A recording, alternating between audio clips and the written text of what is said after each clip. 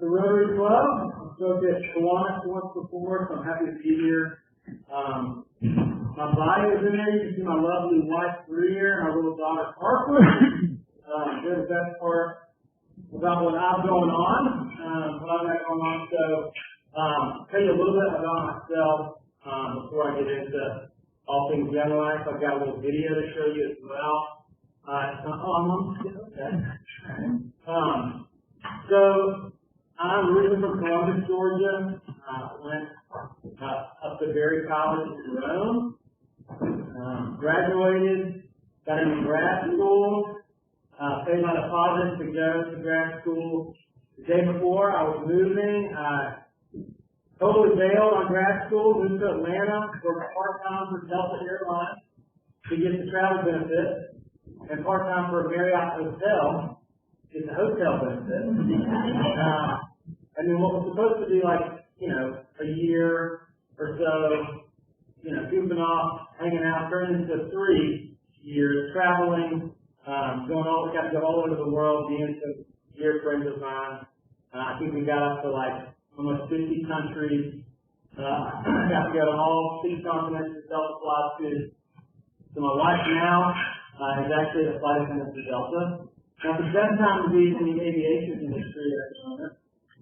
But she is home now, and that's what we're expecting to have a little fun. So we've been in Milledgeville 4 years. Never in a million years would I thought Milledgeville, Georgia would be where we ended up. But we have fallen in love with this little town. I love my job. I know I've got the best job out of anybody in the room. I'll just go ahead and make that claim now. And then I would say that what I get to do on a day-to-day basis, I think I love that we have the prayer requests, and I think that what I get to do and how to interact with kids in this town is making a lasting impact on eternity. So I'm excited to share about Young Life with y'all today. So I would say some interactive supporters. I know some of you are still using it. If you are a fan of any of these things, I would love for you to raise your hand. Jesus, kids, or Milledgeville. Okay, all 3 of those. Good. So we have 110 volunteer leaders from Georgia College and GNC. That if you think back to your college experience, maybe take a trip down memory lane and think of your experience in your college town, and then think of what I'm about to tell you about. These college kids, they go through 6 months of training, their background check, they go above and beyond. Every year we turn some college kids away to be a leader because they might not be quite spiritually ready or far along their faith. They sign a covenant saying that they'll live a certain lifestyle, a lifestyle above reproach, and then hopefully that more than anything that they'll pursue Jesus in every part of their life. Find a local church that they'll get plugged into. And so that is one of the sweetest parts of my job, that I can train and equip leaders, their college kids that want to grow in their faith, but more than anything, share the gospel with kids in this town. We have 9 local ministries.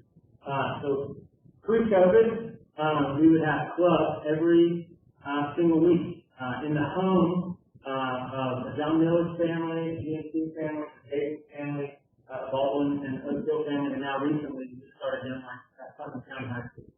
So week in and week out, we go into the world of kids, and we start by showing up on their turf. So if you've ever seen a group of college kids that have done a football game, or in the stands at a Baldwin football game, they're going there to meet kids.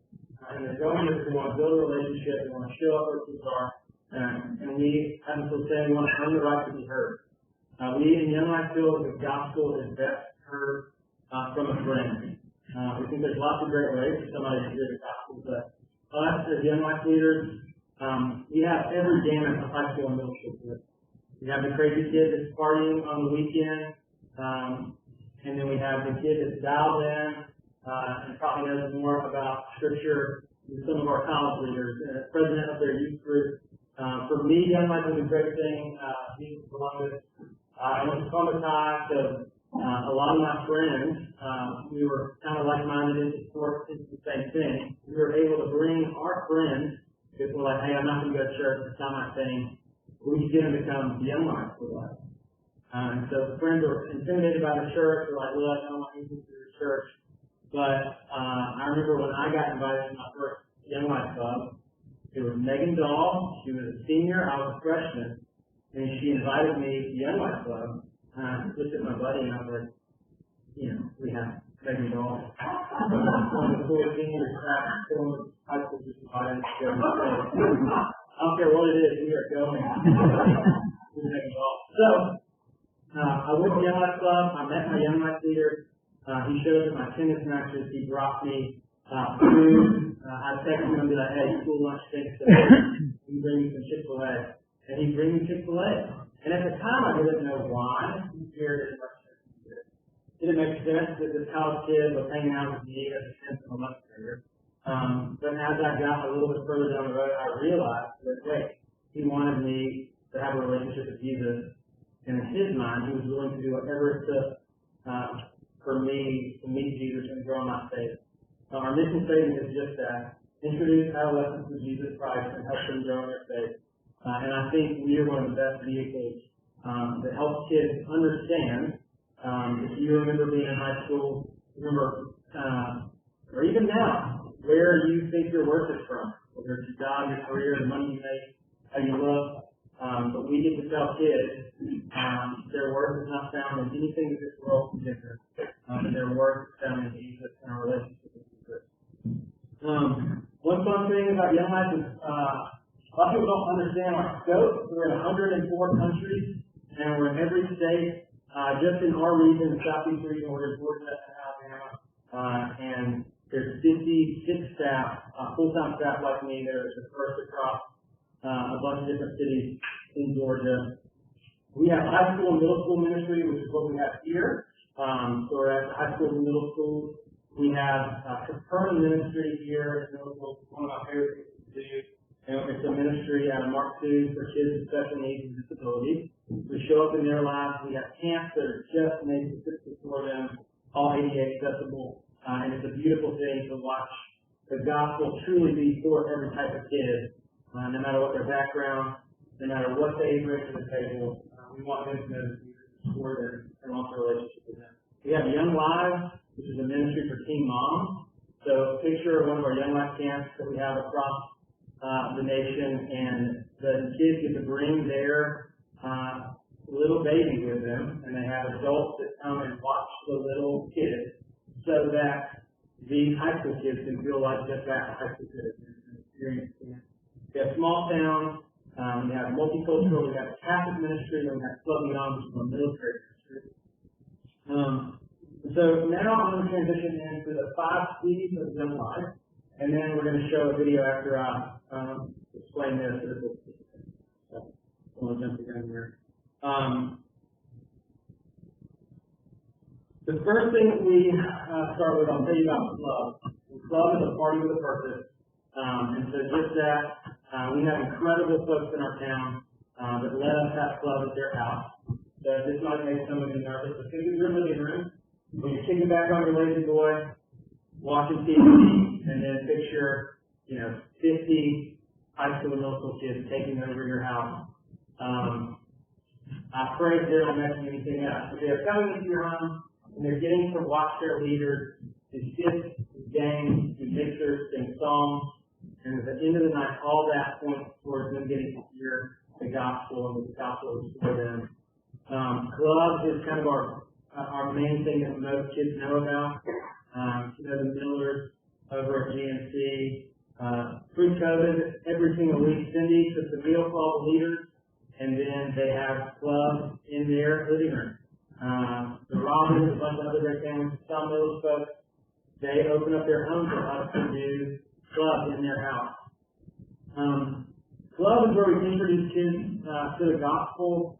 The next C is called Campaigners, and that's a play on words from Young Life. We started called the Young Life Campaign. And that is a time to learn and grow and really teach kids how to read the Bible. To me, it's one of the best things that we do. The kids don't know how to read the Bible. They don't know how to pray before they read Scripture and ask the Lord to speak something out of what they read into their heart. So we, my campaigner group, and when I was a leader in Rome, we played this game where it passed out a deck of cards and started every single campaigner doing like this. And if I passed Frank an 8, he'd get like a crazy hard question. And if I passed Aaron a 2, she would get like an easy light. Hey, what do you want to do? So that's how we started every campaigners group before we opened up Scripture, just to kind of talk about real things. High school kids, who have high school and middle school kids, I guess that's very stuff. You'll get me. You can say the same thing 100 times. So if they heard it from me or their cool young life leader, they go, you know what, I heard the very first time today. And you just, well, I'm glad you heard it from the young life leader. So another fun thing, the neat partnership to watch parents have a relationship with a college leader in our town. And I mean, there's neat stories. I was at the Callister just the other day with a leader and a mom came on and just raved about this young life leader and how she changed her daughter's life. And not because of anything that she did, because of her relationship with Jesus, and how she's like, hey, listen to my daughter when no one else is there. She's there, she's consistent. And so that's what we try to do. We try to be a safe space where we're consistent. And the next thing is camping. We have incredible resort-style camps all across the country and even in Europe and across the world. And when I say you think of camping, I know you're probably thinking, like, not really my thing to be, in a wooded structure in the middle of the woods. I mean, there is like, I'm talking all the way to the adult guest program where there's Tempur-Pedic beds and mountain chalets, and even where the kids stay are nice buildings. But camp is where we get kids out of their element, we get kids away from the distractions, take their phones. So that's a big deal. If you know anything about hypercare, and they're in their phone, it's the only thing that matters. So we take their phones away and we get them out of the distractions, we get them out of their stress from their home life, and we let them hear the gospel at camp. The way we sell it is the best week of their life. And we kind of have this saying, it's like the best week of your life will give you all your money back. And I guess I've been doing this almost 15 years now, and I've never had a kid ask me for their money back. But the hope is that it's different from every other camp. We ask kids to come with us to camp, and then we go back home with them and continue doing life. So it's different than when you go to camp, you meet your counselor, there's a cool guy or girl, and then you leave and you come home and you never see them again. So we really want to get them away and out of distractions so we can tell them what we believe is the greatest love story ever told.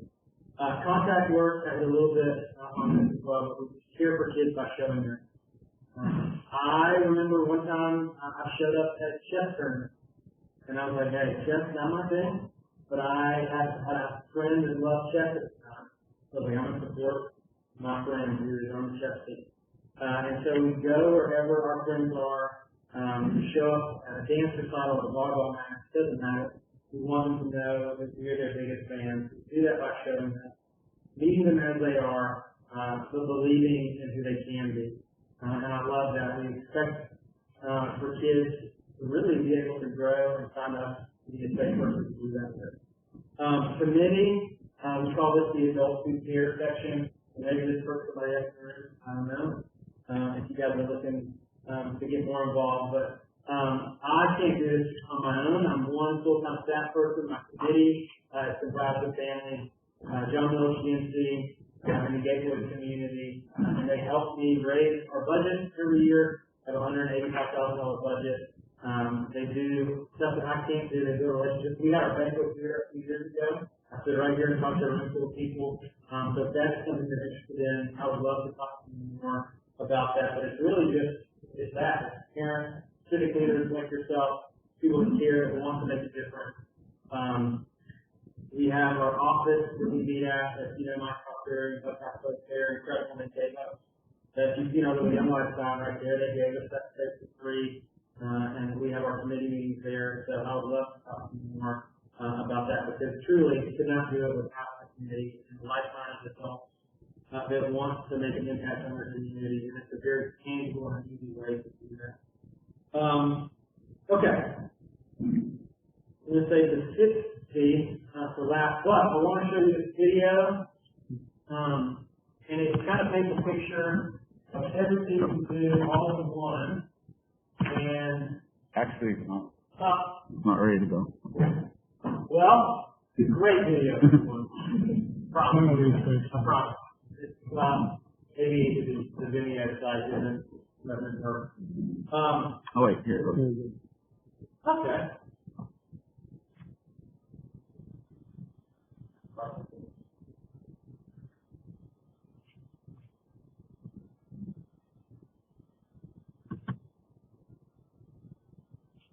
Keep going.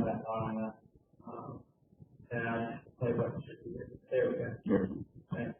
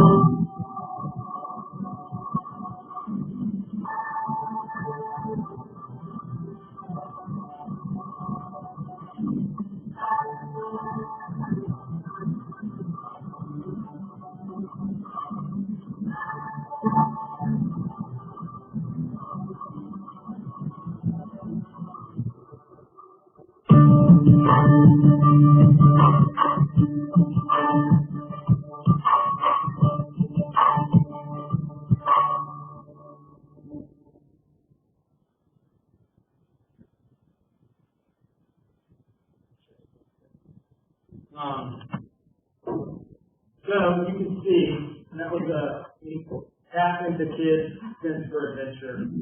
That was a little bit of showing up at a football game or a basketball game. Our camp that we have, that was up just in Jackson, Georgia.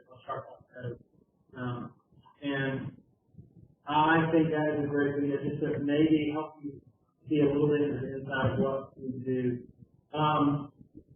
A little bit more, our last theme, most important theme, is Christ. And that's just what we're about. We're about telling kids about Jesus, doing whatever it takes to help them grow in their faith, but also loving them right where they're at. So I think for me in high school, it was an incredible feeling to know that someone was going to be there and not going to be there.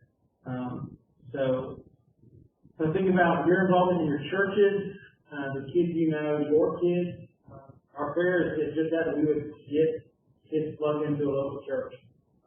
So most of the churches in this town we have a really great relationship with, whether Northridge and some bigger churches support us financially. Freedom Church, the day I met Pastor Tim, gave me a key to their building, said, hey, use this whenever you want, whenever you need. And so I'm always looking to build relationships in that realm. So if you're like, oh, our church would love to know more about that, I would love to maybe chat with you after. A little bit more about the history of Young Life. I'm going to tell you one story, and I think I'll be out of time. But Young Life began in 1941. This guy named Jim Rayburn really changed the game, in my opinion. But he saw a billboard, and it said, young people go to church. And he was like, there's got to be a better way to get kids to go to church. So the church was across the street from the local high school. So for a year, he just would pray across the street from his high school. The Lord would open a door for him to be able to build relationships with high school students. He was convinced that this was the best way to communicate the gospel, to show up in a kid's life, and cross the street. And now more than 7 decades later, we're doing just that, crossing the street of kids and building relationships with them. Jim Rayburn would, at the time they had staff all across the country, and he would say, hey, everyone show up at Star Ranch, the first in Colorado. So people would drive for 20, 30 hours to get here in the 40s and 50s. And then he'd say, all right, we're going to meet, and we're going to sit and we're going to pray for 24 hours. And they just did that. I can't imagine really sitting praying for 1 hour. What's going on today? But they were sitting and they would pray, and they would pray some more, and they would pray some more. So we try to cover everything we do in prayer. And I'm going to tell you one leader story that is probably my most special kid that I've ever built a relationship with. But I was a leader in college when I was there at Darlington School, which is a fancy boarding school in Rome, Georgia. Kids come from all over the world to attend this school. Also, picture me in college with a ponytail. To give you some, didn't look, still not that clean cut, but didn't look as clean cut as I did now. But I showed up at a football game, at a Darlington football game, and I met this kid named Garrett. I heard Garrett say something very untasteful to the girl that he was sitting next to. Then I went to the parking lot after school and I saw Garrett again. Heard him say something else that I wouldn't want to repeat anywhere, let alone in this room. And then I was like, man, that kid is like the furthest out to me. I don't think that kid will ever come to Young Life. Definitely not going to hear about Jesus at church. But I'm going to pray for Garrett. So I started praying for Garrett, wrote his name down on my phone, and I tapped it on my desk, and I prayed for Garrett. I kept praying for Garrett. Garrett was like the leader of all his friends. He was the leader of the school. He just showed up. He played tennis. He was good looking. He was all the things. And so I finally got Garrett one time to come to my club. And he came to my club. He said, here, I wish I would have come sooner. Like, I'm going to get all my friends to come. Garrett was the kid that if he said, hey, we're doing this thing, then everyone listened and they came. So then Garrett changed the whole culture of his grade, his 10th grade at Darlington High School. Then we went to camp in Colorado. We got a charter bus out to Colorado. So don't sleep great, 25 hours on a bus, but it's worth it when you get there. And I took him to camp, and he met Jesus at Crooked Creek Ranch in Colorado.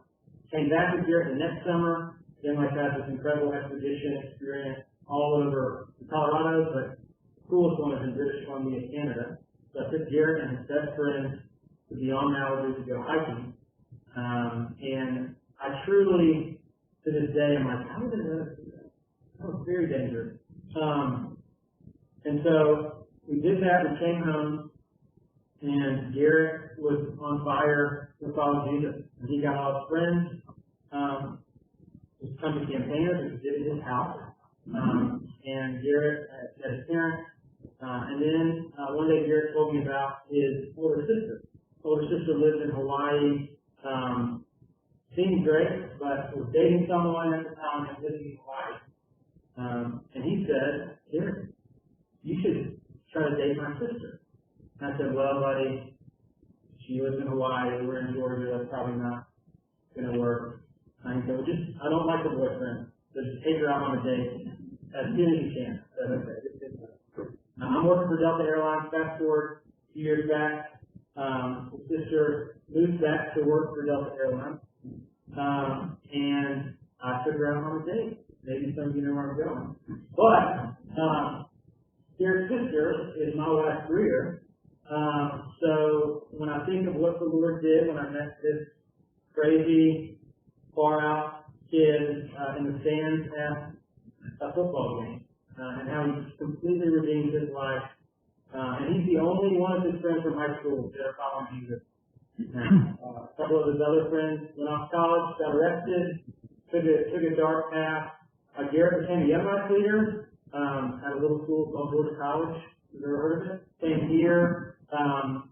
We got to overlap for a year, and so the sweetness that the Lord gave us through building a relationship and showing up in one kid's life.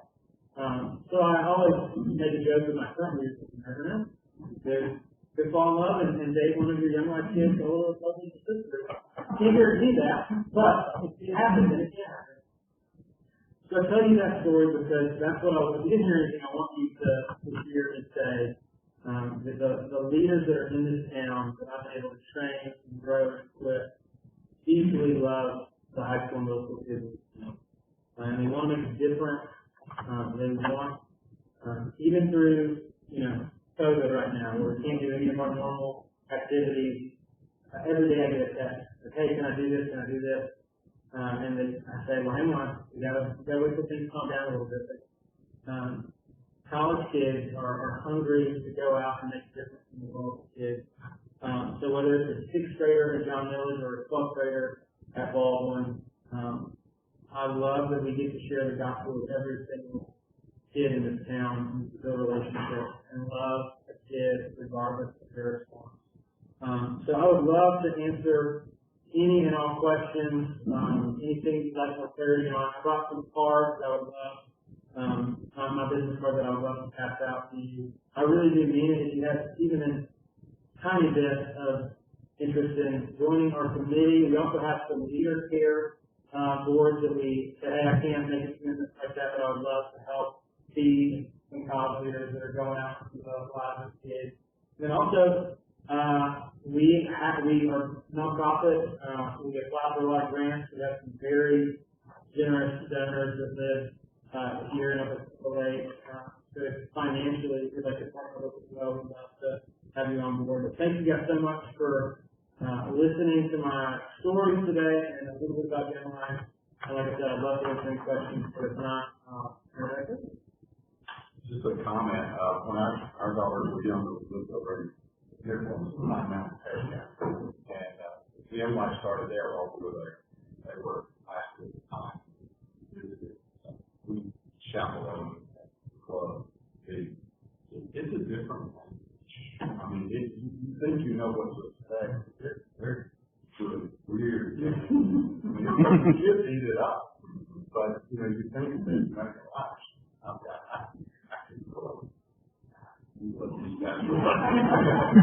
And that's a great point. We were able to put an adult care program where we can take folks like y'all to Young Life camp. And every time someone comes back, like, you could have explained that to me. You could have explained every hour of the entire week, and I would have had no clue what you meant, or the guy that we said was two couples in the school. So I just don't know how they said that many people that fast. And so he was just blown away that we could volunteer. It's all volunteer-based and driven. So 650 kids are in the dining hall, and the volunteers feed them, and then we say, hey, there's no way that food's going to run out as much as we can. And so it's really, I love that you said that, because it is something that you do have to experience. So down the road, when we're back going to campus things, the adult guest program really is a special opportunity. I'd like to tell you what my daughter was taking her to great night. She loves it. And the later I think, she's got more energy than all of us. That's what the kids love. I'm trying to do school now. Yeah. I mean, they're like all over. And they're so there, okay, or imagine. Yeah. And it's all the things they're saying, she's like, you want to start us, here, and we're there. Yeah. And a little bit of it is that some of our uphill battles, we have to buy it from the parents. And they're like, this college is incredible. Like, because I can explain, like, okay, they go through driver test and driver questionnaire, their background check. Like, we do all these, put all these parameters in place. But until you have a relationship with a college student, and you see your kid, like, hold on and grasp onto what those leaders are saying, how much they love, didn't show up. But thank you for sharing. Every time they say bye, I love you. I'm not aware, I mean, social science from school, I don't know people teaching that. And so, I should have all encouraged, and I was going to ask you, how many students, So that's great. We generally just such a big organization, we have to submit all those numbers. So just recently there was, we've had like 750 kids just in Milledgeville, another 100 up in Putnam County, and then there's like we have random kids from LOA that come to Gateway Club. You've got kids from Judge County that come over, so we still that's not rough yet, but it is neat that we are in every school, and it's really fun to watch the culture be created amongst the leaders, where there are some leaders that get placed at Baldwin. And they went to like a fancy private school in Atlanta, and it's very different from what they're used to. But it's really neat to see the Lord use anybody, and no matter what their background, no matter what they've been through, to share the gospel with kids. So thank you. People come, it's good. This is the interactive part of it. Awesome. Thank y'all so much for having me.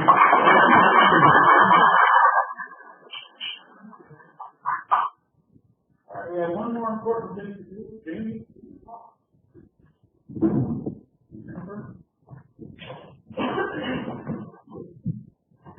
Fellow Rotarians, it is the responsibility of every Rotarian to recruit new quality members, retain our existing members, to ensure continued success in meeting the needs of our local and international community, to extend the spirit of Rotary throughout the community.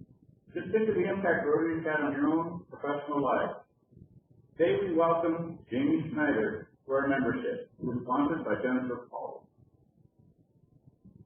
Will all the members please stand? It's my privilege and honor to conduct this as a member of Rotary Club of Milledgeville, and Jennifer's going to put the pin on.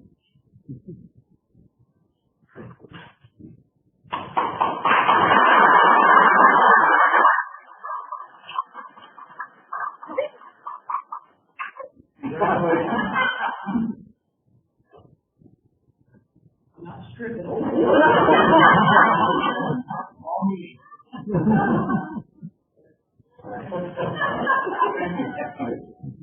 want to get a picture of this?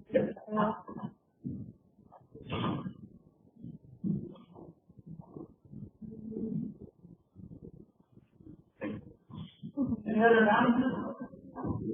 Okay. Then we are adjourned.